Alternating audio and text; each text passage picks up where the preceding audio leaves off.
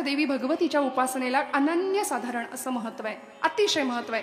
म्हणून हे नवरात्र आहे. बऱ्याचदा नवरात्र आलं की सगळ्या महिला वर्गाची अशी धांदल धावपळ सुरू होते की साड्या आता निवडून ठेवायच्या, 9 दिवसांचे 9 रंग, मग दांडिया खेळायच्या. आता लॉकडाऊनमुळे ते जरी अशक्य असलं तरी सुद्धा आम्ही त्यामध्येच आमचं मन रमवतो आणि नवरात्र उत्सव म्हणजे फक्त हेच असंच आम्ही काहीसं समजतो. पण खरं सांगू का, 9 दिवस ती रणचंडी, ती आदिमाया, ती मूळ माया आपण तिला म्हणतो, ती ज्या पद्धतीने या राक्षसांचा निपात करण्यासाठी सज्ज आणि कटिबद्ध झाली आहे ना, तिचे गुण समजून घेणं आणि तिचं स्वरूप काय आहे, ती कुठल्या गुणांनी सृष्टीमध्ये वसलेली आहे, हे समजावून घेणं मला वाटतं हा खरा नवरात्र उत्सवाचा आणि हा देवी उपासनेचा खरा गाभा असावा. या सगळ्या बहुमूल्य अशा सद्गुणांच्या आधाराने आम्हाला देवीच्या स्वरूपाचं वर्णन करायचंय किंवा ते गुण गायचंय. देवीच्या मातृरूपाला वंदन केलंय सप्तशतीमध्ये. या देवी सर्व भूतेषु मातृरूपेण संस्थिता, दयारूपेण, शांतीरूपेण आणि क्षमारूपेण. मला सांगा, देवीचं हे मातृरूप फक्त स्त्री देहामध्ये आहे का? नाही, मुळीच नाही.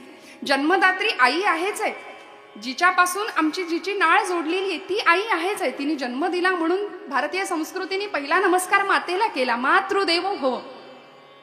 जन्मदात्री आहेच आहे, पण याही पुढे जाऊन धरती माता आहे, तिच्यातही मातेचं वात्सल्य आहे, तिच्यामध्येही देवीचं मातृस्वरूप आहे, धरित्री माता. म्हणून आमचे सगळे जुने लोक बघा तुम्ही, आजही सकाळी उठल्याबरोबर कराग्रे वसते म्हटल्यानंतर दुसरा श्लोक जोडून असतो, या देवी समुद्र वसने देवी पर्वतस्तन मंडले विष्णुपत्नी नमस्तुभ्यम पादस्पर्शम क्षमस्व मे. हे आई, हे धरती माते, मला माफ कर, मला क्षमा कर, मी तुला पाय लावतोय ना. इतकी कृतज्ञतेची भावना आणि इतकी उदात्त आपल्या संस्कृतीची श्रीमंती आहे, हे आमच्या लक्षात यायला हवंय. मला असं वाटतं की आजची पिढी हे सगळं विसरलीये. सांगणारे कदाचित कमी पडत असावेत. जुन्या मंडळींनी हा परिपाठ अनुसरला. ती धरती माता आहे, सगळी सृष्टी प्रकृती माता आहे, नवे गो माता आहे. आज गोहत्या प्रतिबंधक कायदा जरी झाला असला, लागू असला, तरी सुद्धा कायद्याचं राज्य बेकायदेशीरपणे चालवणारी मंडळी आहेतच ना समाजामध्ये. देवीचं मातृस्वरूप आम्हाला कुठे मिळतं? गायीमध्ये मिळतं, जिच्यामध्ये 33 कोटी देवतांचं वास्तव्य आहे.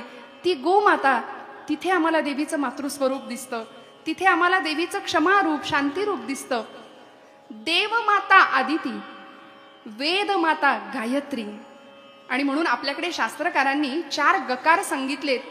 गीता गंगाच गायत्री गोविंदे हृदय संस्थिते चतुर्गकार संयुक्तम पुनर्जन्म न विद्यते. म्हणाले 4 गकारांचा छंद मनुष्याला लागला ना की माणूस जन्म मरणाच्या चक्रातनं पार पडतो, सुटून जातो. गीता गंगाच गायत्री, पहिला छंद आहे गीतेचा. आणि म्हणून गीतेला माऊली म्हटलंय.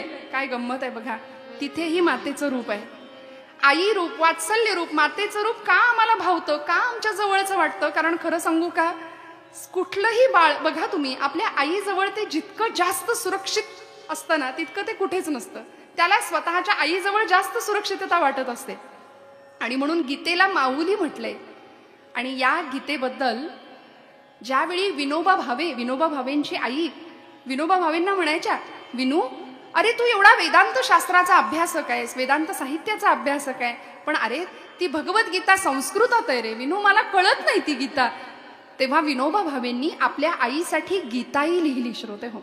आणि विनोबा भावे म्हणायचे, गीताई माय माझी, गीताई माऊली माझी, मी तिचा बाळ नेणता पडता झडता घेई उचलोनी कडेवरी.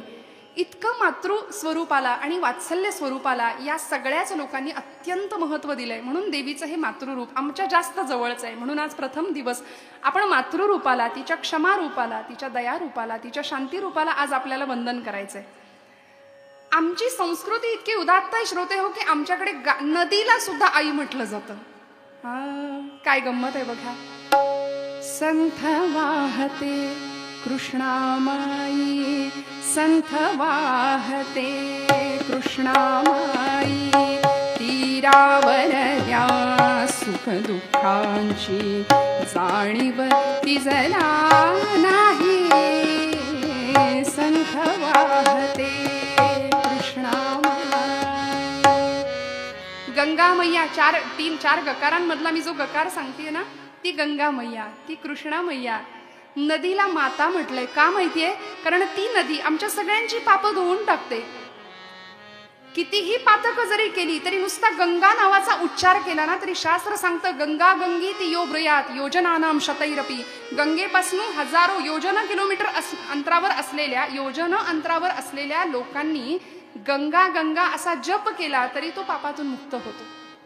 ही गंगा मैया. नदीला आम्ही आई म्हटलं. देवीचं मातृस्वरूप तिथे आहे. या देवी सर्व भूतेषु मातृरूपेण संस्थिता. आणि तिला नमस्कार केला सप्तशतीमध्ये.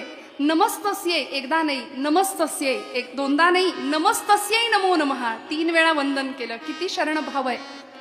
नमो नमः. न मम, माझं काहीच नाही ग. हे आई भगवती, तू सृष्टीचा आधार आहेस. तू उत्पत्ती स्थिती लय करण्याचं सामर्थ्य तुझ्या अंगी आहे. तू तेवढी सामर्थ्य संपन्न आहेस आणि म्हणून न मम, माझं काहीच नाही. माझ्या अहमबोधाचा नाश झाला पाहिजे. ही खरी भक्ताची अवस्था असली पाहिजे. म्हणून तर नाथांनी देवीचा जोगवा लिहिला ना, त्यामध्ये देहरहित वारिसी जाईन, द्वैत सारुनी माळ मी घालीन, हाती बोधाचा झेंडा मी घेईन, नाथ महाराज म्हणतात. काय असेल हे भगवतीचं आराधना, काय असेल अशी भगवतीची उपासना. तर या सगळ्या मातृरूपांना आम्हाला सृष्टीमध्ये बघता आलं पाहिजे. या देवी सर्व भूतेषु ना, मग ती फक्त मनुष्य मात्रांमध्येच आहे का? नाही. अहो, आपल्याला माहितीये कासवीण जर व्यायली ना तर ती तिच्या पिल्लांना आपल्या नजरेने मोठं करते. गोमाता, गाईचं वासरू हंबरतय गोठ्यामध्ये म्हटल्यानंतर संध्याकाळ झाली की गाईची पावलं गोठ्याकडे आपोआप धावतात. तिला आणावं नाही लागत. नवे विंचवासारखा प्राणी सुद्धा, ती विंचवीण ज्यावेळी पिलांना जन्म देते ना त्यावेळी ती पिलं भुकेने त्रस्त झालेली असतात आणि ती पिलं त्या विंचविणीला डसतात, चावून तिला मारून टाकतात, तिला खाऊन टाकतात. म्हणजे तिचं मातृत्व जन्माला घातल्यानंतर स्वतःचा विनाश करून घेणे. किती उदात्त ही मातृत्वाची संकल्पना. आणि देवीचं मातृस्वरूप यासाठी आमच्या जवळच आहे श्रोते हो. वसुधैव कुटुंबकम आमच्या संस्कृतीने वसुधा माता म्हटलंय. पृथ्वी माता, पृथ्वीला सुद्धा मातेचा दर्जा दिलाय. ज्ञानेश्वरी माता आहे. याही पलीकडे जाऊन सांगते, जी ज्ञानेश्वरी जगाला दिली ना, असे आमचे ज्ञानोबा 16 वर्षाच्या लेकराला जगाने माऊलीचा दर्जा दिला. हो, माऊलीचा दर्जा दिला. आज ज्ञानोबा माऊली हे रसायन आहे तुमच्या माझ्या जीवनाचं, जगण्याचं. आणि म्हणून ही माता कशा अंगाने आमच्या जीवनाला समृद्ध करते. हे मातृस्वरूप देवीचं किती महत्वाचं आहे.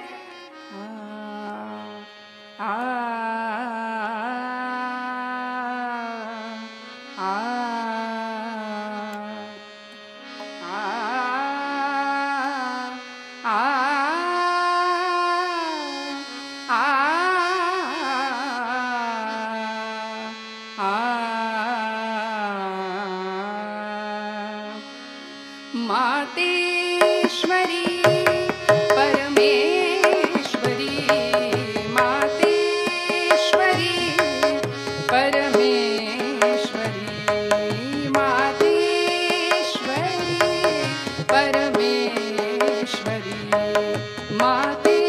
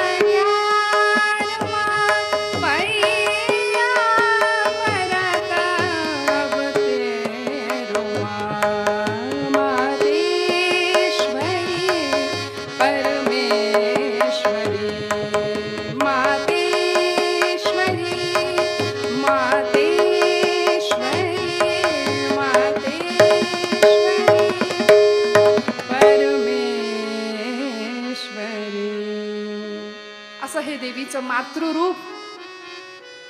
वसुधैव कुटुंबकम म्हणून पृथ्वीला सुद्धा आम्ही माता म्हटलं.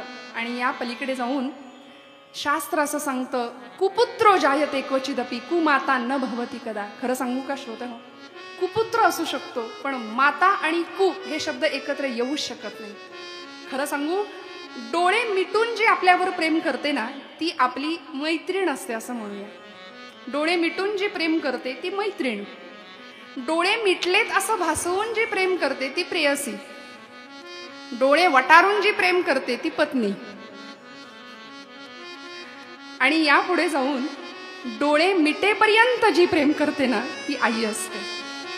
याही पुढे जाते, डोळे मिटल्यानंतर सुद्धा विश्वाचे अर्थ माझ्या मनी प्रकाश आले असं म्हणणारी माझी ज्ञानोबा माऊली जगाची माय होते, जगाची माय.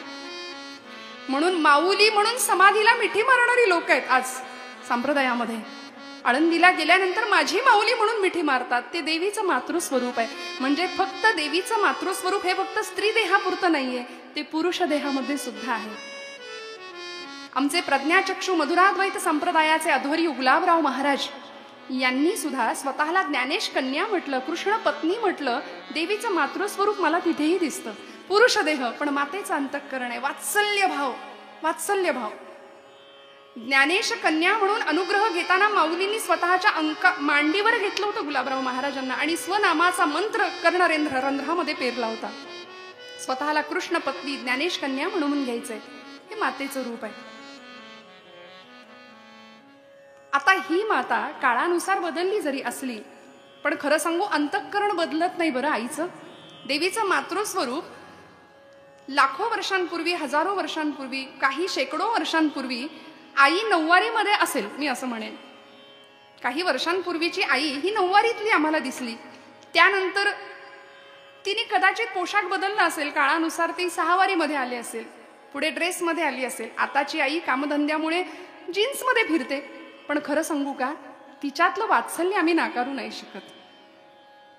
मी त्याला दुजोरा देते असं मुळीच समजू नका. पण खरं सांगू, पाळणा घरात जरी मुलाला ठेवावं लागलं ना तरी आज काळाच्या ओघामध्ये या सगळ्या वेगाबरोबर धावण्यासाठी जी आई मुलाला पाळणा घरात ठेवते तिचं अंतःकरण तिलाच माहिती. देवीचं मातृस्वरूप कशा पद्धतीने आहे बघा. या देवी सर्व भूतेषु, सर्व भूतमात्रांमध्ये ती दिसतीये ना. 350-400 वर्षापूर्वी या महाराष्ट्राच्या मातीनं अशी एक आई बघितली की रात्रीचा अंधकार झालाय, गडाचे सगळे दरवाजे बंद झालेले असताना पाळण्यामध्ये रडणाऱ्या लेकरासाठी अंतःकरणात सर्र झालं, काळजामध्ये जीव तुटला, गडाचे दरवाजे बंद झाले आणि या गडावरून खाली उतरायला लागली. हिरकणी बुरुज म्हणून महाराजांनी तिच्या कार्याचा गौरव केला.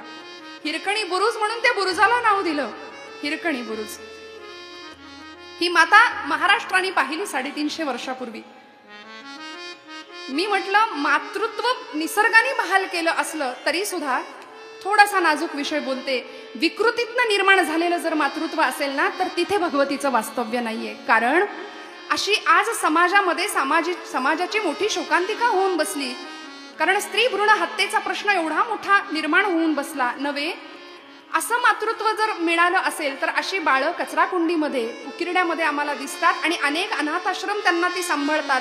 अशा अनेक अनाथ बालकांची माय झालेली आमच्या सिंधुताई सपकाळ, मला तिथे देवीचं मातृत्व दिसतं. श्रोते,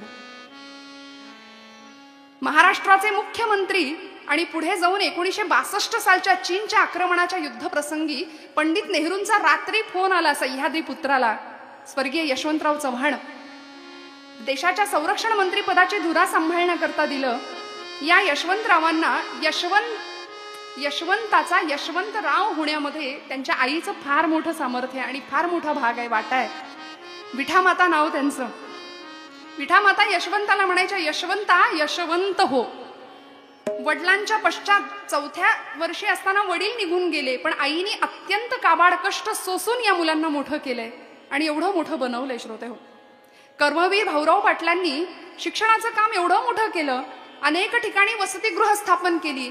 पण त्यांच्या पत्नी लक्ष्मीबाई पाटील काय करावं, त्यांनी गळ्यातलं मंगळसूत्र गहाण ठेवून प्रसंगी विकून वसतिगृहातल्या पोरांची पोटं भरली आहेत. मला असं वाटतं मातेचं वात्सल्य रूप तिथे आहे. या देवी सर्व भूतेषु मातृरूपेण संस्थिता. म्हणून मी म्हटलं ना, आई ही आईच असते ना, माता ही माताच आहे. कुपुत्र जायते क्वचिदपि, कुपुत्र असू शकतो पण कुमाता कधीच नाही, कारण देवीचं रूप तिथे आहे, देवीचं अंश तिथे आहे, अंश रूपाने भगवती त्या मातेच्या स्थानामध्ये आहे. म्हणून मातृरूपेण संस्थिता. आमच्या मराठी साहित्याला जनाबाईंच्या पाठोपाठ ज्यांनी ओवी नावाचं, अशा बहिणाबाई चौधरी नावाच्या कवयित्री की ज्या अशिक्षित होत्या, आणि आज आमची तरुण पिढी सुद्धा बऱ्याचदा बोलता बोलता म्हणते माझी आई अडाणी आहे. खरं सांगू का, माता कधी अडाणी नसते. हा, अशिक्षित असेल, 4 पुस्तकं कमी शिकलेली असतील, पण आईला कधीच अडाणी म्हणू नये. कारण मी म्हणते अनुभवांच्या रूपाने अख्खं विश्व विद्यापीठ तिच्या रूपाने तुमच्या माझ्या घरात वावरत असतं. ती अडाणी कधीच असू शकत नाही. या देवी सर्वभूतेषु मातृरूपेण संस्थिता. या जगातली सगळ्यात सुंदर स्त्री असं जर विचारलं ना एखाद्याला, तर पटकन आमच्या तरुण पिढीच्या मुखातनं उत्तर आलं पाहिजे, या जगामध्ये सगळ्यात सुंदर जर कोण असेल ना तर माझी आई आहे. आज आम्ही मदर्स डे साजरा करतो, नव्हे तेवढ्या दिवसापुरतच प्रोफाईल पिक्चर असू दे किंवा डीपीला आम्ही आईचा फोटो लावू, पण अंतःकरणाच्या प्रोफाईलवरती आहे का याचा विचार प्रत्येकाने करावा. मला वाटतं भगवतीची उपासना ही असेल खऱ्या अर्थाने. तुमच्या माझ्या प्रत्येकाच्या घरामध्ये ती देवी आहे, या रूपांनी आहे, मातेच्या रूपात आहे, लक्ष्मीच्या रूपात आहे, दयेच्या रूपात आहे, क्षमेच्या रूपामध्ये आहे. बहिणाबाईंचा फार सुंदर किस्सा लोक सांगतात. काय वर्णन आहे चरित्रामध्ये बघा. सोपान चौधरी असं त्यांच्या मुलाचं नाव. आई काय असते, माता काय असते. सोपान चौधरी एकदा कॉलेजमधून आले, जगाला तत्वज्ञान शिकवलं आमच्या अशिक्षित असलेल्या बहिणाबाईंनी. 4थी पास होत्या, पण आज PhDच्या प्रबंध लेखनासाठी बहिणाबाईंचं साहित्य वापरलं जात आहे. अरे संसार संसार जसा तव्हा चुल्ह्यावर. काय एक आई समाजाला काय शिकवू शकते. आधी हाताला चटके मग मिळते भाकर, सुखी संसाराचे साठी सोसा लागे भारी हाय, दूध तापल्या बिगर कवा जमते कासाय. जीवनाचं सखोल तत्वज्ञान इतक्या साध्या सोपामध्ये भाषेमध्ये बहिणाबाईंनी द्यावं. सोपान चौधरी एकदा कॉलेजमधून आले आणि आपल्या आईला म्हणाले, आई अगं माझा सत्कार झालाय शाळेमध्ये, बघ ना मला काय मिळालंय. बहिणाबाई म्हणाल्या, बघू सोपाना काय मिळालं रे तुला. पूर्वीची ही पद्धत होती बरं. मूल शाळेत ना आलं ना की आईला सगळं सांगायचं, काहीही मिळू दे, आईला ते दाखवायचं. सोपानाने ते दाखवलं सोपान चौधरींनी. त्यांना एक स्वामी विवेकानंदांची प्रतिमा मिळाली होती भेट स्वरूपामध्ये. तिच्यावरचा तो कागद काढला बहिणाबाईंनी आणि बघितलं. म्हणाल्या, सोपाना कोण आहे रे हे. आई तू यांना नाही ओळखलंस. स्वामी विवेकानंदांचा फोटो होता बरं का तो. आई तू यांना नाही ओळखलं. बहिणाबाई म्हणाल्या, सोपाना मी खरंच नाही ओळखत रे यांना, पण तुला एक सांगू का, या चित्राकडे बघून मला असं वाटतंय की आज देवानी फेटा घातलाय. ही आईची दृष्टी असते. या चित्राकडे बघून मला असं वाटतंय आज देवानी फेटा घातलाय. ही आई आहे. म्हणून आईला कधीच अडाणी म्हणू नये. मातृदेवो भव, तिचा गौरव आमच्या संस्कृतीने केलाय.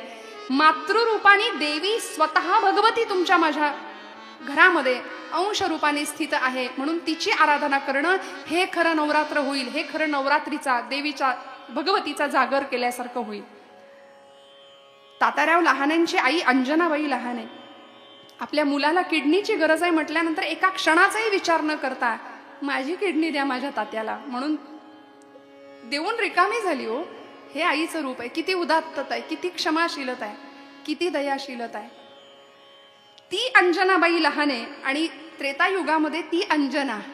मला असं वाटतं या अंजनी मातेनी सुद्धा खूप सुंदर रामायणातला प्रसंग आहे की ज्यावेळी रावण वधानंतर प्रभू रामचंद्र सगळं सैन्य घेऊन आता 18 पद्म वानर दळ घेऊन गेले होते श्रीलंकेवर, त्या लंकेवरती आक्रमण करायला. रावण वध झाला, प्रभू रामचंद्र माघारी आले आणि येताना अयोध्येत जाण्यापूर्वी रामांनी विचार केला की म्हणाले, माझ्यासाठी दास म्हणून जो राबला, माझ्या या रामकार्यामध्ये, माझ्या या कामामध्ये अखंड जो राबला, माझा रामबाण म्हणून ज्याला ओळखतात असा मारुतीराय, त्याची आई काय असेल मला बघायचंय, मला तिचं चरणस्पर्श मला करायचा. आणि खरं सांगू, मातेच्या चरणस्पर्शामध्ये परमेश्वर असतो. मला तिचा चरणस्पर्श करायचाय म्हणून प्रभू रामचंद्र अंजनी मातेकडे गेलेत आणि गेल्यानंतर मारुतीराय तिथे शेजारी उभे आहेत. अंजनी मातेनी, मी माझ्या पदरचं नाही सांगत, अनेक कीर्तनकार कथाकार सांगतात, रामायणामध्ये उल्लेख आहे की यावेळी अंजनी मातेनी मारुतीच्या अक्षरशः कानाखाली दिली आहे. अक्षरशः हात उगारलाय मारुतीरायांवरती. का? रामांना वाईट वाटलं, टचकन डोळ्यातनं पाणी आलं आणि रामरायांनी विचारलं, माते का ग माझ्या मारुतीला असं मारलंस, का बरं? तेव्हा अंजनी माता उत्तर देते, रामा काय सांगू तुम्हाला, दास म्हणवतो ना हा स्वतःला, तुमचा दास म्हणवतो, मग ही वेळ तुमच्यावर का आली? तो जेव्हा लंकेमध्ये आधीच गेला होता सीतामय्याचा शोध घ्यायला, तेव्हा लंका जाळली, सगळंच का नाही उद्ध्वस्त करून आला? त्याला जमू शकला असतं, तो करू शकला असता. हे सगळं इतकं तुम्हाला त्रास देण्याची काय गरज होती? म्हणून मी त्याला शिक्षा केली. आई अशी असते बरं, ही अंजनी माता. आम्हाला 23व्या वर्षी फाशीचा दोर गळ्यामध्ये हसत हसत घेणारे भगतसिंग माहिती आहेत. ज्यावेळी भगतसिंगांना फाशी झाली ना, त्यावेळी त्यांची आई रडत होती. सगळ्या लोकांनी विचारलं की तुझा सुपुत्र देशाच्या कामी लागला, देशासाठी वाहिलास म्हणून रडताय ना आई तुम्ही? तेव्हा भगतसिंगांची मातोश्री म्हणतात की नाही, माझा भगतसिंग आज जाईल किंवा तो देशासाठी बलिदान त्यांनी दिलं म्हणून मी नाही रडत आहे. मी का रडते सांगू का? या माझ्या मातृभूमीला, या माझ्या भारत मातेला मी माझा एकच सुपुत्र देऊ शकले, यासाठी मला वाईट वाटतंय. हे मातेचं रूप आहे, हे आईचं रूप आहे, हे भगवतीचं रूप आहे. आणि या पुढे जाऊन भारत माता तर आपण म्हणतोच, आपली मातृभूमी, की ज्या मातृभूमीसाठी अनेक क्रांतिकारकांनी आपलं बलिदान दिले. स्वामीजी परदेशातून जेव्हा आले ना, त्यावेळी एकाने विचारलं होतं स्वामीजींना, की म्हणाले मातृभूमीमध्ये येताना आता तुम्हाला कसं वाटतंय? तुम्ही परदेशातला डाम डौल, तिथला शान शौक पाहिला, अनुभवला, आता तुम्हाला या आपल्या गरीब देशामध्ये आल्यानंतर कसं वाटतंय? तेव्हा स्वामीजींनी उत्तर दिलं होतं, फार सुंदर चरित्रामध्ये आहे. स्वामीजी म्हणतात की भारतातून जाताना मला माझ्या भारत माता प्रिय होतीच, पण आता मी भारतामध्ये परत आलोय ना, तर माझ्या मातृभूमीच्या धुळीचा कण कण मला प्रिय आहे, मला स्वर्गा समान आहे. मस्तकाला लावली पदधूळ, त्या भारत मातेची धूळ मस्तकाला लावली. एवढं मातृस्वरूपावर प्रेम करणारे हे सगळे महापुरुष आणि सगळ्या लोकोत्तर पुरुषांना घडवणाऱ्या त्यांच्या लोकोत्तर माता होत्या, हे विसरून आम्हाला चालणार नाही. एक किस्सा सांगते आणि मग छोट्याशा स्वरूपामध्ये आपल्याला देवीचं मातृस्वरूप किती अलौकिक होतं ते बघायचं आहे. कृष्ण परमात्म्याने सुद्धा या मातृरूपाला किती महत्व दिलं हो श्रोते हो. एक नाही, 2 माता स्वीकारल्या भगवंतांनी. जन्म देणारी देवकी माता, पालन पोषण संगोपन करणारी यशोदा मैया, आणि इतकं प्रेम यशोदा मैयावरती करावं भगवंतांनी, देवकी मातेवरती करावं, की ज्यावेळी गोकुळ सोडून भगवंत आले ना द्वारकेला, त्यावेळी गोकुळाची आठवण यायची आणि उद्धवांना म्हणायचे की उद्धवा, माझ्या यशोदा मैयासारखी आई जगात कुणाला सापडणार नाही, कुणाला मिळणार नाही म्हणायचे.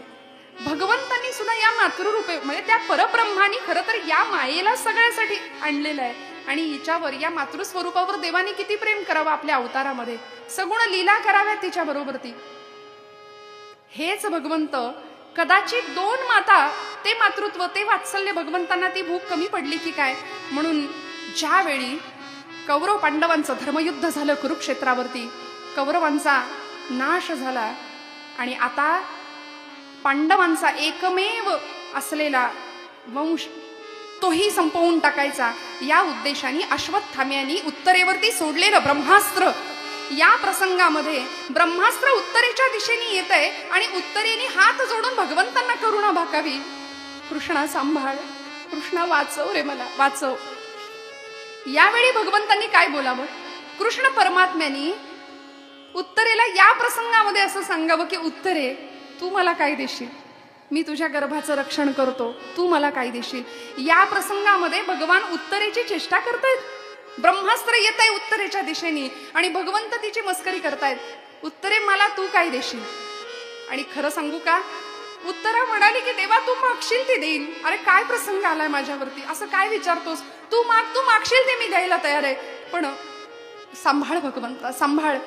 आणि त्यावेळी माझ्या अनंत कोटी ब्रह्मांड नायकांनी, त्रिभुवन साम्राज्य, कैवल्य साम्राज्यानी काय मागावं? उत्तरेला भगवंत एकच गोष्ट सांगतात की उत्तरे मला तुझं मातृत्व दे, मला तुझं मातृत्व दे. खरं सांगू का, अनंत कोटी ब्रह्मांड नायक, त्याला काही बाहेर राहून त्या गर्भाचं परीक्षितीचं रक्षण करता आलं असतं, अशक्य नव्हतं. पण उत्तरेला भगवंतांनी तिचं मातृत्व मागितलं, तिची परवानगी घेतली, माता म्हणून स्वीकार केला, तेव्हा गर्भामध्ये प्रवेश केला आणि परीक्षितीचा सांभाळ केला, रक्षण केलं. हे भगवंताचं मातृस्वरूप, हे देवीचं मातृस्वरूप इतकं दिव्य भव्य आहे. म्हणून त्या मातृस्वरूपाला आपल्याला वंदन करायचंय. मी म्हटलं ना, अशा मातांनी अनेक लोकोत्तर पुरुष जगाला दिले, या मातीला दिले. आणि म्हणून अशी एक माता आमच्या महाराष्ट्राच्या भूमीला लाभली की ज्या भूमीमध्ये मनगट आणि मेंदू सगळंच दुबळं झालं होतं. लोकांना स्वतःची मन नव्हती विचार करण्याकरता, स्वतः विचारही करत नव्हते. का? कारण स्वतःची बाजूच नव्हती. महाराष्ट्रामध्ये असा विलक्षण काळ होता. एकेकाळी आमचा भारत देश सोन्याचा धूर ज्या घरामधनं निघत होता, पण परकीयांनी आक्रमण करावीत, यवनांनी आक्रमण करावीत, 5 पातशाह्या महाराष्ट्राच्या भूमीवरती येऊन राज्य करायला लागल्या. सुलतानांच्या स्वाऱ्या, लुटालूट, जाळपोळ, आया बहिणींची अब्रू डोळ्या देखत लुटलेली बघण्यापलीकडे दुसरा इलाज उरला नव्हता. समर्थ रामदास स्वामी म्हणतात, किती एक गुजरिणी ब्राह्मणी भ्रष्ट विल्या, किती एक हाल होऊन मेल्या, किती एक देशांतरा त्या विकेल्या. असा विलक्षण काळ 16वे शतक, त्याही पलीकडे. आणि या काळामध्ये सिंदखेड राजा विदर्भ प्रांतामध्ये लखुजी राजे जाधव यांच्या घरी देवीच्या एका भगवतीच्या स्वरूपाने जन्म घेतला. बरं, मी असं म्हणेन, जिजाई नाव ठेवलं तिचं. जी जिद्द, ज्या जाज्वल्य, देशप्रेम आणि ई म्हणजे ईश्वर निष्ठा, जी जाई तिथे जाईप्रमाणे सुगंध देई, ती जिजाई. काय नाव होतं? कार्याचं वलय नावापाठीमागं होतं. आजूबाजूच्या या सगळ्या परिस्थितीचा मागोवा ह्या लहान वयामध्ये घेतला जात होता आणि लहान वयातच विचारांचं परिपक्व पण आलं. आपले वडील लखुजी राजे जाधव निजामाची चाकरी करतात. या जिजाऊचं 10व्या वर्षी विवाह ठरला. बरं, लग्न ठरलं. आणि सासर होतं भोसले प्रांत, भोसले कुळ, सूर्यवंशीय मालोजी राजे भोसले. चांद्रवंश सूर्यवंश एकत्र आले आणि तिथे शिवाचा जन्म झालाय. बरं, तिथे छत्रपतींचा जन्म झालाय. मालोजी राजे भोसले काय किंवा लखुजी राजे जाधव काय, हे सगळेच निजामाची आदिलशाहीची चाकरी करत होते. अहो, चाकरी करायला आपली स्वतःची बाजूच नव्हती. मुळात स्वतःची बाजू नव्हती. मराठी मातीला स्वतःचं, मराठ्यांचं सिंहासन नव्हतं. आणि अशा परिस्थितीमध्ये 10 वर्षाच्या जिजाऊचं अंतःकरण तिला सांगत होतं की हे आपल्याला बदलायचंय.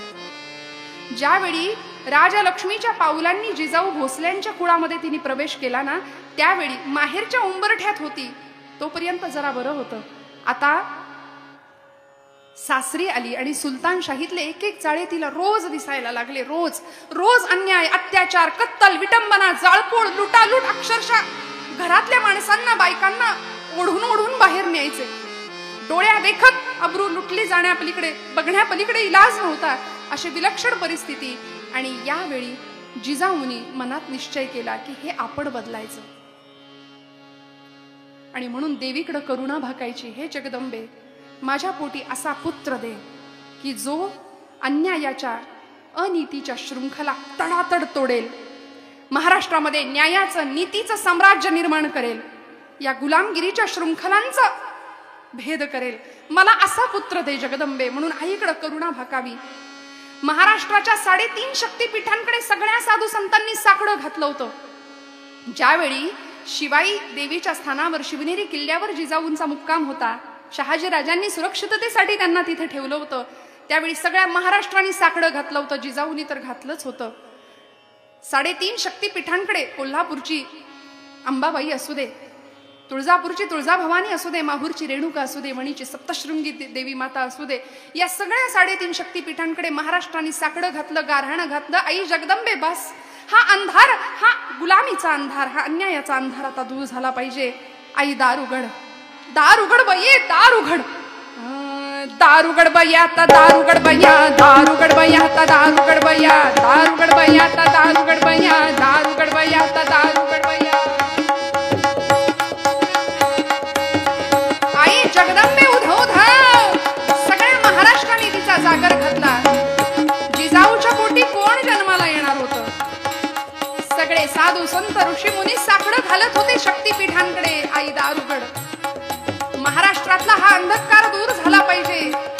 करवीर निवासिनी दार उघड बया, तुळजापूर भवानी दार उघड बया, दार उघड बया, आता दार उघड बया, दार उघड बया, आता दार उघड बया, दार उघड बया, आता दार उघड बया. जोगाईची अंबा दार उघड बया, माहूरची रेणुका दार उघड बया. आणि ही बया जागी झाली. बरं, जागी झाली. दरवाजा खडाखड उघडून क्रांतीच्या उंबरठ्यावर आली. कोण होती ही मूर्तिमंत सौदामिनी, राजमाता आऊसाहेब जिजामाता. हो नवसाला पावलीन आई माझी नवसाला पावली, नवसाला पावलीन आई माझी नवसाला पावली. जिजाऊंनी ज्यावेळी गर्भधारणा झाली त्यावेळी आपल्या गर्भाला, आपल्या पोटातल्या बाळाला सांगावं, बाळा आजूबाजूला प्रचंड मोठा अंधार आहे बरं, आणि लक्षात घे ज्योतीनं ठरवलं ना जळायचं की ती ज्योत सगळ्या अंधाराचा नाश करू शकते. माझ्या राजा जळण्याच्या तयारीने ये. आणि म्हणून ही जगातली आगळीवेगळी अशी माता होती की तिचा कित्ता जगातल्या प्रत्येक मातेने गिरवावा. प्रत्येकीला वाटतं माझ्या पोटी शिवछत्रपतींसारखा पुत्र जन्माला यावा, पण त्यासाठी जिजाऊ व्हावं लागेल. प्रत्येक आईने तिचा आदर्श समोर ठेवावा असं देवीचं, भगवतीचं मातृस्वरूप जिजामाऊली आपल्या बाळाला, गर्भातल्या बाळाला सांगायची, बाळा जन्माला ये पण अंधार चिरून टाकण्याच्या तयारीने ये. गर्भातल्या बाळाच्या मुठी तिथेच आवळल्या जायच्या, कारण आजूबाजूचं साम्राज्य अंधाराचं, अन्यायाचं बघत होता. जिजाऊला डोहाळे होते. काय होतं मातेचं वात्सल्य, हातामध्ये तलवार घ्यावी, शत्रूला मस्तक धडावेगळं करावं, हे विलक्षण डोहाळे होते जिजाऊ माऊलीचे. आणि ज्या दिवशी बाळाचा जन्म झाला, फाल्गुन वद्य तृतीया तारीख 19 फेब्रुवारी 1630 साल, शिवनेरीच्या शिवाई देवीच्या त्या गाभाऱ्यातून एक प्रकाश झोत आला, जिजाऊच्या मंचकावर पडला आणि जिजाऊला पुत्र झाला, महाराष्ट्राला पुत्र झाला, सह्याद्रीला पुत्र झाला. महाराष्ट्राच्या सगळ्या वाऱ्यांनी ही बातमी शहाजीराजांपर्यंत नव्हे, पादशाह्यांपर्यंत पोहोचवली. हो नवसाला पावलीन आई माझी नवसाला पावली, नवसाला पावलीन आई माझी नवसाला पावली, नवसाला पावलीन आई माझी. कशी कळेना आज अचानक झोपडीत आली, नवसाला पावलीन आई माझी नवसाला पावली, नवसाला पावलीन आई माझी नवसाला पावली. हो नवसाला पावलीन आई माझी नवसाला. आई राजा उध उध, सगळीकडे जागरण घातलं, देवीचा गोंधळ घालावा. तुळजापूरची कुलस्वामिनी होती, या बाळाला सांभाळणारी. देवीचं, भगवतीचं मातृस्वरूप म्हणून जिजामाऊली होत्या त्याला सांभाळायला. आपल्या अनेक वर्षांच्या राजकारणाचा दीर्घ अनुभव प्रत्येक वेळी राजांना त्या देत राहिल्या.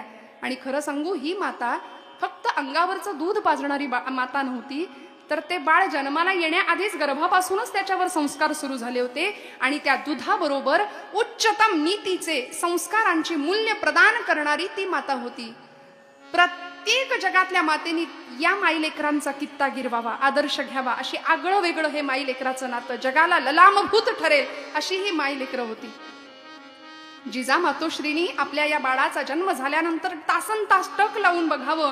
बरं, पाळणा सुद्धा गात असताना इतर माऊली कदाचित आपल्या बाळाला झोपवत असतील, पण जिनी गर्भातच आपल्या बाळाची तयारी केली की जळण्याच्या तयारीने ये, ती आई आपल्या लेकराला सांगते, गुणी बाळ पुरे नीज आता करी सखया. आता झोपायचं नाही शिवबा, झोपायचं नाही.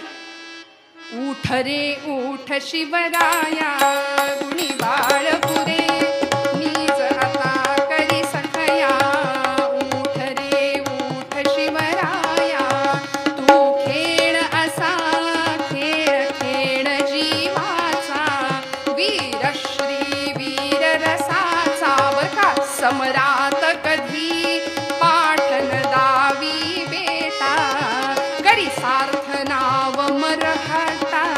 देशात शिरून जे चोर, जाहले पुन्हा शिर जोर. करत्यांचा तू संहार, तलवार करी जंगी ती घेऊन या. उठ रे उठ शिवराया, गुणी बाळ पुरे नीज आता करी सखया. उठ रे उठ शिवराया. श्रीरामाने रावण वधिला लढुनी, रामाची गोष्ट सांगावी, पराक्रमी कृष्णाची गोष्ट सांगावी.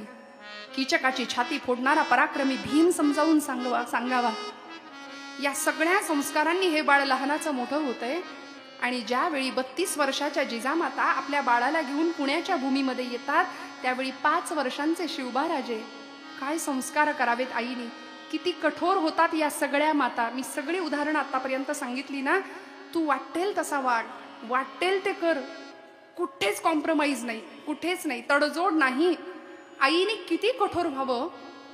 प्रसंगी या 5 वर्षाच्या बाळाने आपल्या आईला विचारावं, आई कुठाय माझा वाडा, कुठाय माझा घोडा, माझं सैन्य कुठाय. त्यावेळी या आईने उत्तर द्यावं, राजा इथं वाडा नाही, इथं घोडा नाही, इथं सैन्य नाही, हे सगळं तुला निर्माण करायचंय. करशील. मोठी माणसं आयत्या घरात राहत नाहीत रे, ती घरं बांधतात आणि मग राहतात. तुला जमेल. हो आऊसाहेब, आपला आशीर्वाद आणि श्रींची इच्छा असेल तर हे राज्य होईल. ही काळ्या दगडावरची रेष आहे. आपल्याला इतिहास माहितीये श्रोते हो. या मातेने आपल्या बाळाला कशा पद्धतीने तयार केलं. स्वराज्याचं अंजन त्याच्या डोळ्यामध्ये लहानपणापासून घालत होती. आणि ते बाळ सुद्धा आपल्या आईला तितकंच सुंदर साथ देत होतं. 12 वर्षाचे राजे झाले. लाल महालाची स्थापना झाली होती पुण्यामध्ये. पुण्याची जमीन सोन्याचा फाळ लावलेल्या नांगरांनी नांगरली होती. गणरायाचा आशीर्वाद मिळाला. कसबा गणपतीची स्थापना सुद्धा झाली. आणि 12व्या वर्षी आपल्या वडिलांना भेटण्याकरता म्हणून राजांची थोडी घाई झाली. आई मला माझ्या बाबांना भेटायचंय. शहाजी राजांची भेट घेण्यासाठी जिजामातोश्रींनी आपल्या 12 वर्षाच्या शिवबाला घेतलं आणि मजल दर मजल करत करत करत आदिलशाहीच्या या प्रांतामध्ये, विजापूर प्रांतामध्ये घेऊन गेल्या. पण जात असताना, शिवबा तुझ्या गळ्यातली देवी भक्तीची कवड्याची माळ तशीच राहील बरं, नाहीतर मग बऱ्याचदा आम्ही जिथे जातो तिथली संस्कृती आत्मसात करतो, पण आमच्या संस्कृतीची श्रीमंती आम्ही लक्षातच घ्यायला तयार नाही. राजांना प्रसंगी वेळोवेळी जिजामातोश्रींनी सांगावं की काहीही झालं, तू कुठेही जा, आग्र्याच्या दरबारात जा किंवा आणखी कुठे जा, तुझ्या मस्तकावरचा जिरेटोप तसाच असेल, तुझ्या कपाळावरचं केशरी शिवगंध तसंच राहील. त्याला त्यागाचा स्पर्श असतो बरं. म्हणून माझा पांडुरंग परमात्मा सुद्धा जे चंदन सहानेवर घासलं जातं, घासून घासून घासून ते चंदन निर्माण होतं, ते मस्तकावर मिरवतो. म्हणून भगवंताला त्याग प्रिय आहे. तो गंध तुझ्या मस्तकावर असलाच पाहिजे. शिवबा तुझ्या गळ्यातली कवड्यांची माळ तुला काढून उपयोगाची नाही. देव्हारा घेऊन जिजामातोश्री गेल्या आणि विजापूर प्रांतामध्ये आल्यानंतर सगळीकडे कळालं, कारण घंटानादच झाला हो. जिथे घंटानाद ऐकू सुद्धा येत नव्हता अशा विजापुरामध्ये जिजाऊ मातोश्रींची भूपाळी सुरू झाली. 12 वर्षाच्या शिवबाला घेऊन जिजामातोश्री आल्या. दरबारामध्ये जाण्यासाठी राजांना तयार केलं गेलं. शहाजी राजांच्या बरोबर राजे तयार झाले आणि 12व्या वर्षी बादशहाला मुजरा करण्याकरता पाठवलं जिजामातोश्रींनी आपल्या या लेकराला. ज्यावेळी दरबारामध्ये जाताना 2 विलक्षण घटना शिवाजी राजांनी पाहिल्या. शहाजी राजांनी सांगितलं की राजे, आम्ही सुद्धा इथे स्वराज्य निर्माण करण्याचा प्रयत्न केला होता, भगवे झेंडे उभारण्याचा प्रयत्न केला होता, पण सगळं जमीनदोस्त झालं. राजा, विजयनगरचा राजा रामदेवराय, त्याचं मस्तक धडा वेगळं करून तो बादशाला शरण नाही ना गेला, म्हणून त्याचं मस्तक धडा वेगळं करून या विजापूरच्या या प्रवेशद्वाराला इथं टांगलंय. काळजामध्ये चर्रकन वेदना झाली त्या मस्तकाकडे बघून. धडापासून तुटलेलं ते मस्तक प्रवेशद्वाराला स्वागतासाठी सज्ज ठेवलं होतं. आणि त्या दरबारामध्ये एक मंत्री असा होता की जो विजयनगरच्या त्या रामदेवरायाला सांगत होता, राजे मरण बेहत्तर पण शत्रूला शरण जाऊ नका. त्या मंत्र्याचं मस्तक धडा वेगळं करून विजापूरचं सगळं गटार त्या नाकातोंडातून वाहत होतं. तिथे ते मस्तक अडकवलेलं.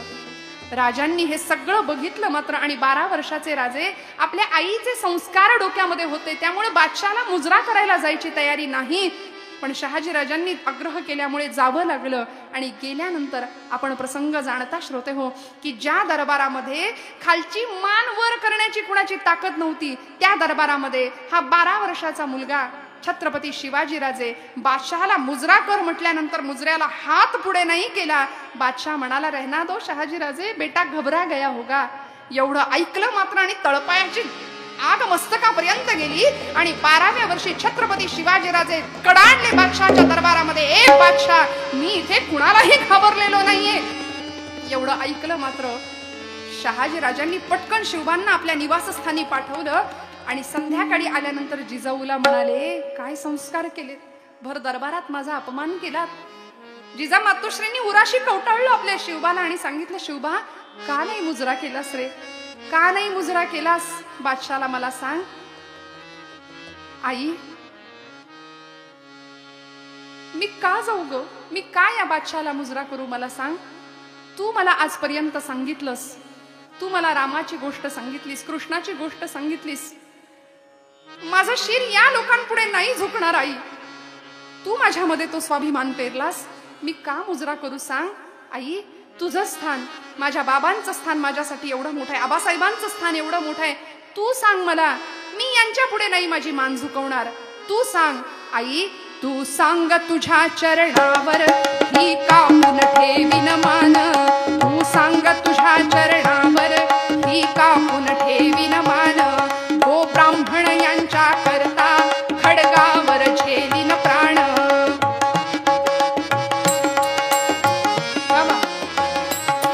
तू सांग तात चरणावर ही तोलून ठेवीन मान. परिपरके सत्ताधारी. अगं कोण हे आई? आपली माती, आपलं राज्य, इथे येऊन आपल्याच लोकांना त्रास देणारे हे सगळे नराधम, यांच्या समोर मी नाही मान झुकवणार. जिजामाता आपल्या बाळाच्या मस्तकावर हात फिरवतीये. शिवबा राजा सांगतायत, परिपरके सत्ताधारी गृही शिरोन झाले वैरी. पाहून तयांना भारी सक्रोध वृत्ती मम होते. लववेना हे शिरमाते. सक्रोध वृत्ती मम होते. लववेना हे शिरमाते. सक्रोध वृत्ती मम होते. लववेना हे शिरमाते.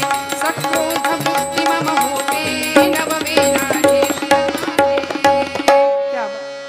आई मी नाही नमस्कार. एवढं ऐकलं शहाजीराजांनी आणि जिजा मातोश्रींनी उराशी कवटाळलं 12 वर्षाच्या शिवबाला आणि पतीला विचारलं, चुकीचं तर नाही ना संस्कार करत आहे मी माझ्या बाळावरती? चुकीचं तर नाही ना काही शिकवत आहे त्याला? आणि म्हणून त्याच रात्री मुक्काम हलवला आणि स्वराज्यामध्ये परत आले. आल्यानंतर काय सांगावं, पुण्याचा इतिहास बदलला या मायलेकरांनी. 12 मावळातल्या 12 वस्तीतल्या सगळ्या लोकांच्या आशा अपेक्षा उंचावल्या होत्या. बरं, कुणाच्याही घरी जाऊन झुणका भाकर खायला सुद्धा कधी आडेवेडे घेतले नाही. कधीच नाही, कधीच नाही.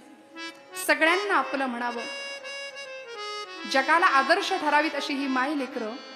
आपल्या राजकारणाचा दीर्घ अनुभव जिजा मातोश्रींनी आपल्या राजाला वारंवार दिलाय. राजे 18 वर्षाचे झाले असतील, लाल महालाची स्थापना झाली आणि या लाल महालासमोर राज्यातले स्वराज्यातले अनेक न्यायी निवाडे व्हायला लागले. स्वराज्यासमोर आलेला पहिला खटला शिवाजी राजांनी चालवला. प्रसंग भयान भीषण होता की ज्या देवीचं स्वरूप आम्ही आमच्या डोळ्यासमोर ठेवतो, तिची उपासना करतो, जिजा मातोश्रींचा अट्टहास होता की या स्वराज्यातल्या आया बहिणींच्या वस्त्राला हात नाही लागता कामा, केसाला सुद्धा धक्का नाही लागता कामा. राजांचं ब्रीद होतं, प्रतिपश्चंद्र रेखेव वर्धिष्णुर विश्ववंदिता शाह सुनो शिवसैषा मुद्रा भद्राय राजते. हे ध्येय होतं आणि या विलक्षण ध्येयाने झपाटलेले राजे.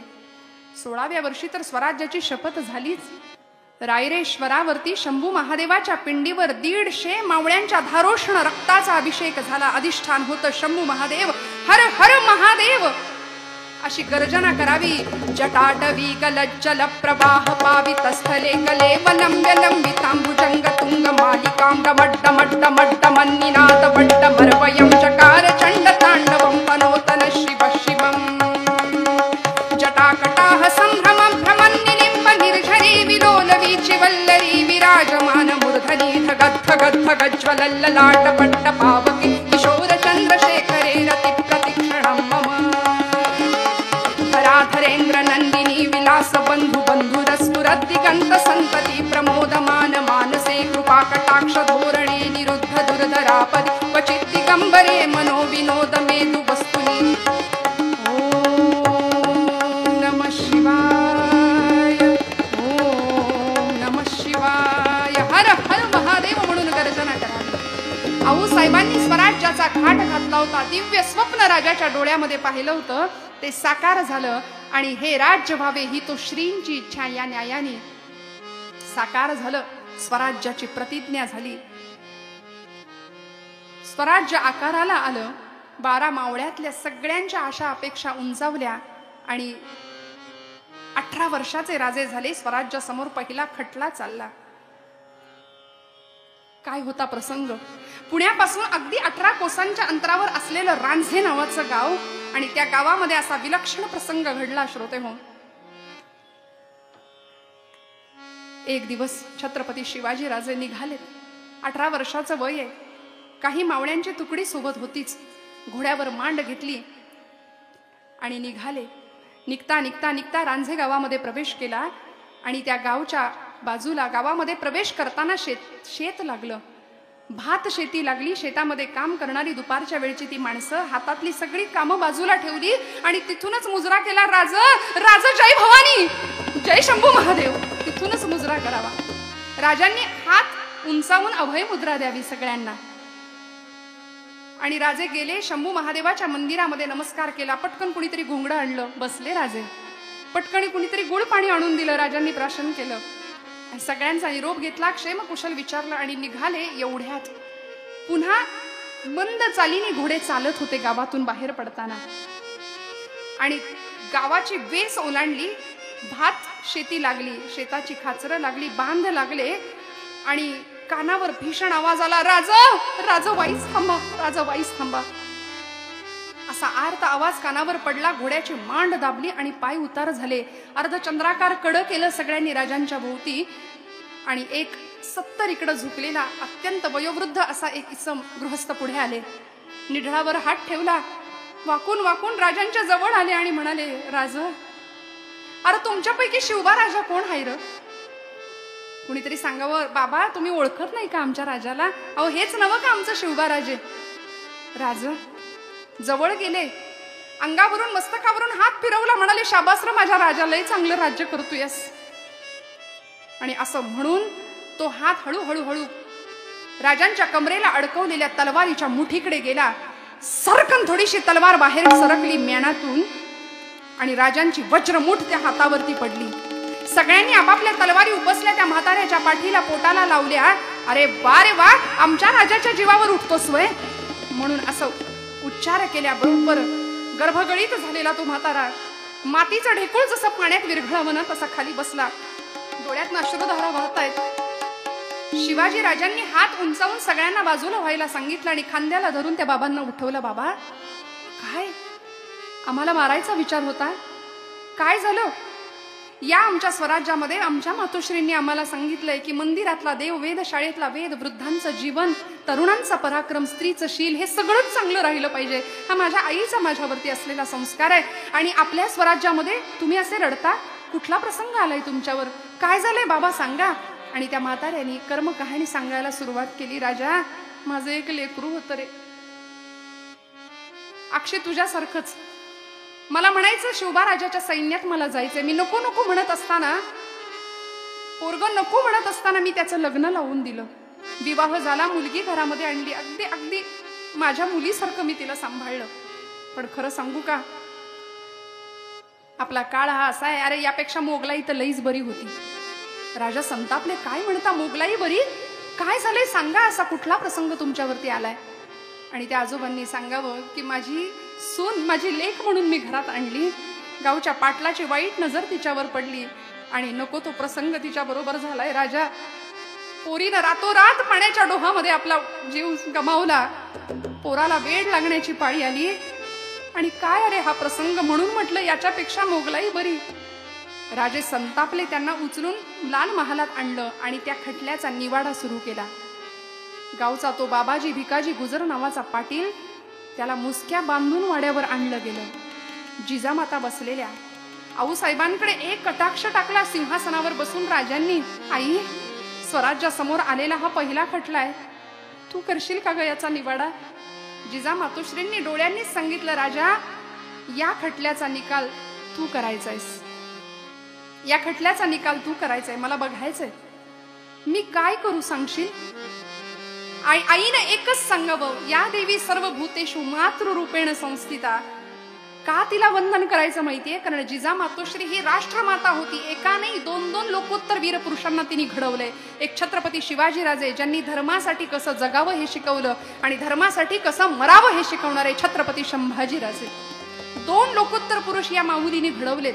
या प्रसंगामध्ये जिजामातोश्रींनी आपल्या डोळ्यांनीच शिवबाला सांगितलं, राजा मी तुला पराक्रमी रामाची गोष्ट सांगितली, मी तुला पराक्रमी कृष्णाची गोष्ट सांगितली. रामकृष्ण आपले पूर्वज आहेत, विसरू नको.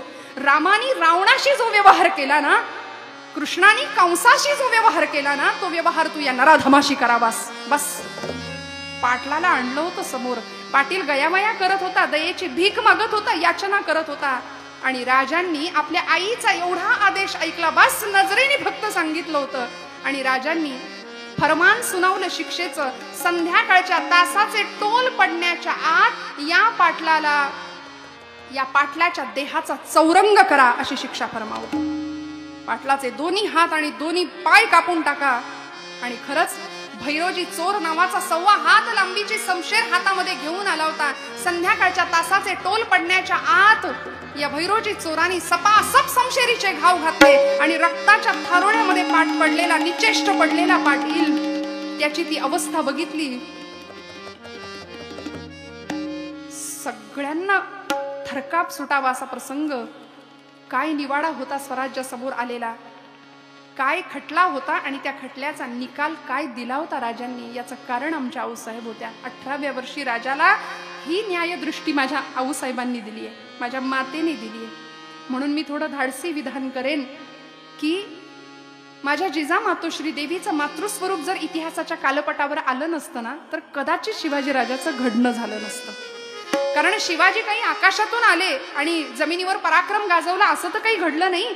या त्यांच्या घडण्यामागे, म्हणून आम्हाला ते लढले कसं माहितीये, पण राजे घडले कसं याचा विचार करताना आम्हाला जिजामातोश्रींचं चरित्र विसरून नाही चालत. रक्ताचं पाणी करून नव्हे, आपला सगळा अनुभव पणाला लावला. लहानपणापासून पाहिलेलं सगळं अनुभवांचं सामर्थ्य पणाला लावलं आणि राजाच्या पाठीशी खंबीरपणे प्रत्येक कामामध्ये, प्रत्येक अवस्थेमध्ये राजांच्या पाठीशी जिजाऊ आऊसाहेब असायच्या.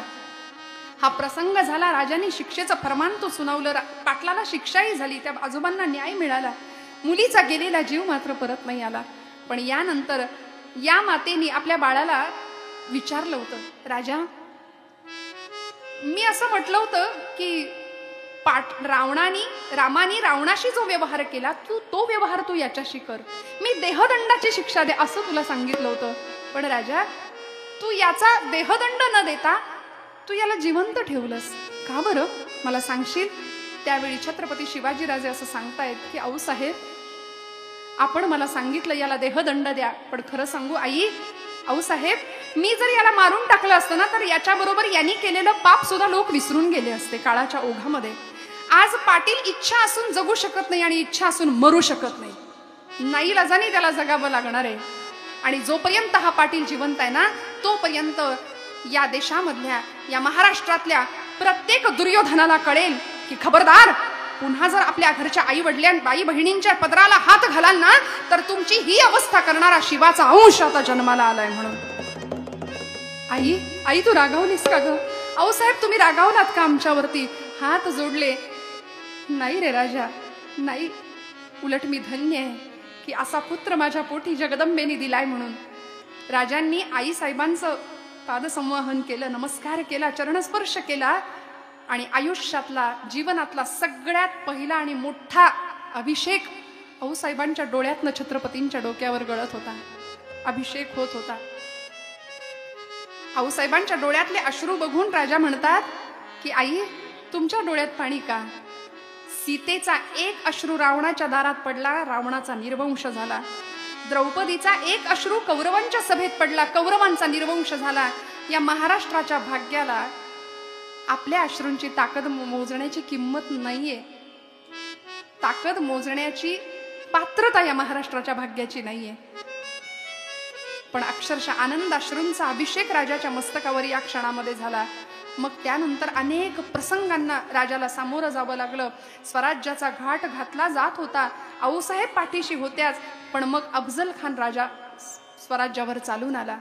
या प्रसंगामध्ये मी मुद्दाम सांगेन, आई किती कठोर होते. देवीचं मातृस्वरूप का आपण तिला वंदन करायचं सांगू. या अफजल खान वधाच्या प्रसंगामध्ये उद्या न जाणो राजाचंच काही बरं वाईट झालं तर ही आई कठोर होते आणि आपल्या जन्म दिलेल्या आपल्या लेकराकडून आपल्या राजाकडून मृत्यूपत्र करवून घेते की उद्या तुझं काही बरं वाईट झालं तर हे राज्य तुझ्या एकट्याचं नाही, हे राज्य नसे शिवबाचे, हे राज्य देवधर्माचे, हे राज्य देशधर्माचे. तुझं काही झालं तर स्वराज्याचा घाट थांबता कामा नये. मृत्यूपत्र करवून घेतलं. शहाजी राजांच्या निधनानंतर ज्यावेळी ही जिजामाऊली सती जायला निघाली होती ना त्यावेळी हंबरडा फोडला होता. हिंदूंच्या सिंहासनावर असलेल्या राजांनी आई जाऊ नकोस, आई जाऊ नकोस म्हणून अडवलं, थांबवलं. आई स्वराज्यासाठी थांबशील का ग. कारण खरं सांगू त्या मातेचं मूल जसं राजे शिवछत्रपती होते तसं रक्ताचं पाणी करून वाढवलेलं स्वराज्य नावाचं हे सुद्धा मूलच होतं. स्वराज्य हे सुद्धा मूलच होतं ना. त्या मुलासाठी जिजाऊ आऊसाहेब थांबल्या. आणि मग मात्र अफजल खान गेला, शाहिस्ते खान गेला, पुरंदरचा तह झाला, आग्र्याची सुटका झाली, पन्हाळगडचा वेढा झाला.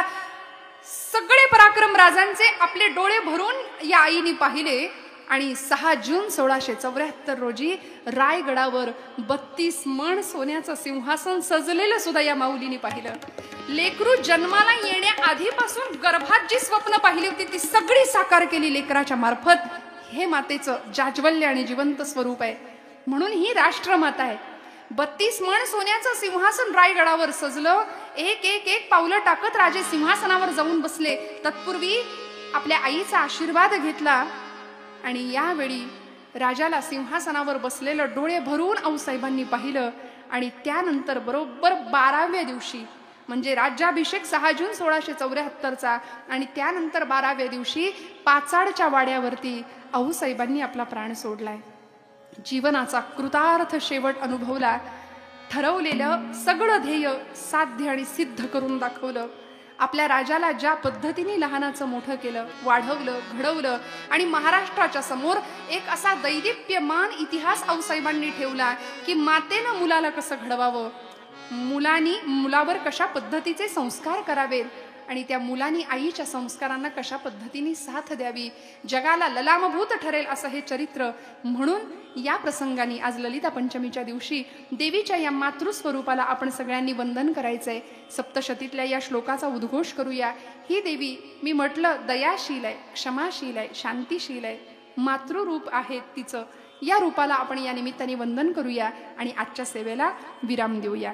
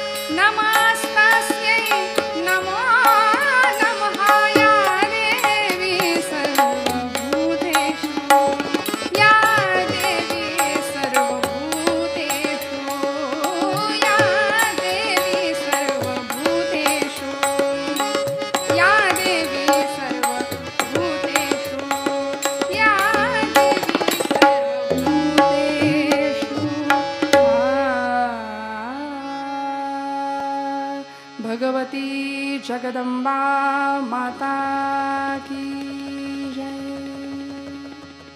प्रबोधन भारती आगामी वर्षात असे अनेक रंजक आणि ज्ञानवर्धक कार्यक्रम आपल्यासाठी घेऊन येत आहे.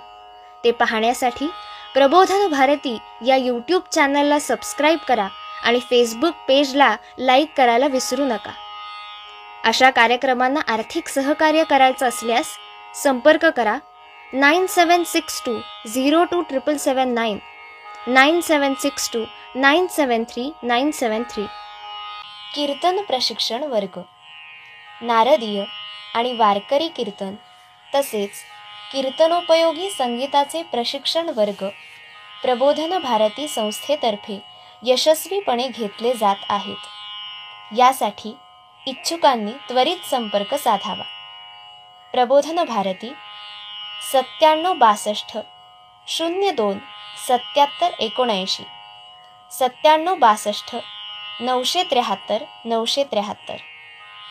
आई गिरिनंदिनी नंदित मेदिनी विश्वविनोदिनी नंदनुते गिरिवरविंध्य शिरोधिनि वासिनी विष्णुविलासिनी